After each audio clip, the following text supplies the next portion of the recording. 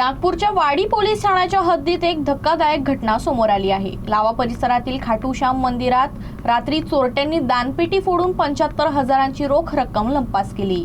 वाडी पोलीस ठाण्याच्या हद्दीत येणाऱ्या लावा परिसरातील खाटूश्याम मंदिरात रविवारी मध्यरात्री चोरीची घटना घडली, ज्यामुळे परिसरात खळबळ उडाली। मिळालेल्या माहितीनुसार रात्री 12 नंतर चोर मंदिरात शिरला। त्यावेळी मंदिराचे पुजारी त्यांच्या खोलीत झोपले होते। चोरट्यानं आधी पुजाऱ्याच्या खोलीचे दार बाहेरून बंद केले, त्यानंतर आरोपीनं मंदिरातील दानपेटी बाजूने फोडून त्यातील सुमारे 75,000 रुपयांची रोकड चोरून नेली। घटनेची माहिती मिळताच वाडी पोलिसांनी घटनास्थळी धाव घेत पंचनामा केला असून गुन्हा दाखल करण्यात आला आहे। या घटनेनंतर स्थानिक नागरिकांनी मंदिराच्या सुरक्षेची व्यवस्था अधिक कडक करण्याची मागणी केली आहे।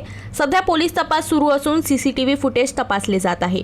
मात्र मंदिरासारख्या पवित्र ठिकाणी झालेल्या या चोरीमुळे सुरक्षेवर गंभीर प्रश्नचिन्ह निर्माण झाले आहेत।